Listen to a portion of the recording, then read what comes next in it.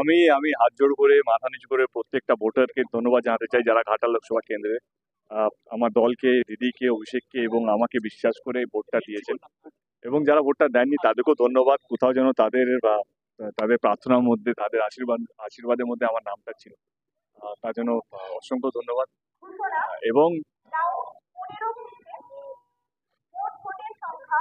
শুনি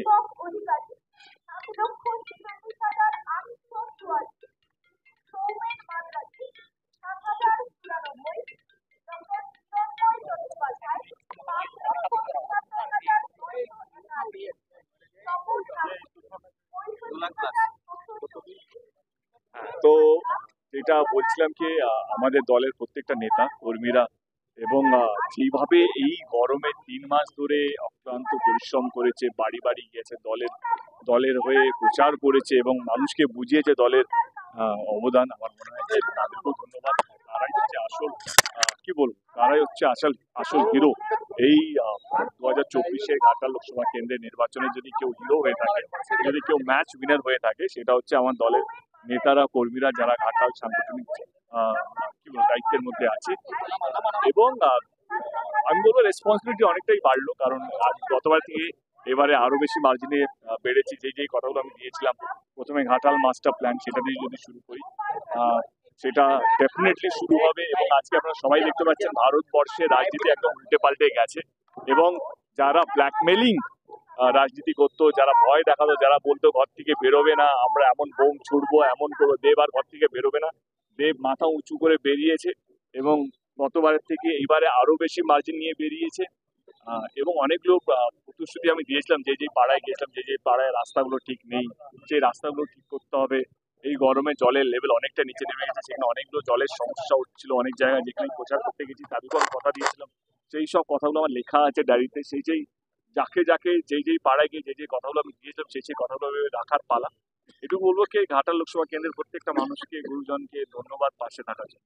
ভোটের আগে এত কুৎসা তোমার নামে, এত ডায়েরি পাতা এদিক ওদিক হলো, আজকে কি সব ডায়েরি পাতা ধুয়ে মুছছে কি এক হয়ে গেল? আমি একটা কথা বলেছিলাম, মনে আছে তোমাদের? মনে থাকার কথা যে এইভাবেও ভোটে জেতা যায় এবং বড় মার্জিনে জেতা যায়।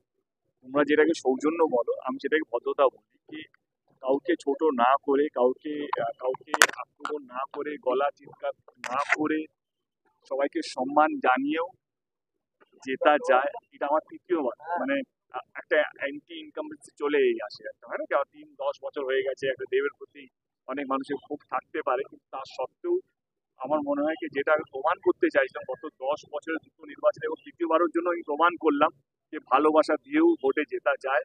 কিরণবাবু যেইভাবে যতবার আমাকে আক্রমণ করেছে, আমি কোনোদিনও মনেই হয়নি যে ওকে আক্রমণের জবাবটা দেবো, কারণ উনি ভাবতেন যে এইভাবে জেতা যায়। আমি শুধু একটা দিন বলেছিলাম যে 4 জুন উনি বুঝতে পারবেন যে কি ভুলটাই করেছেন। আজকে 4 জুন সবচেয়ে বেশি মার্জিনে জিতেছি।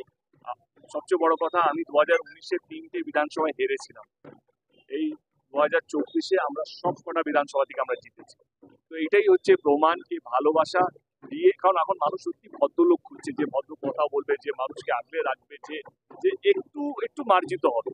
তো আমার মনে হয় সেটাই সবচেয়ে বড় প্রমাণ।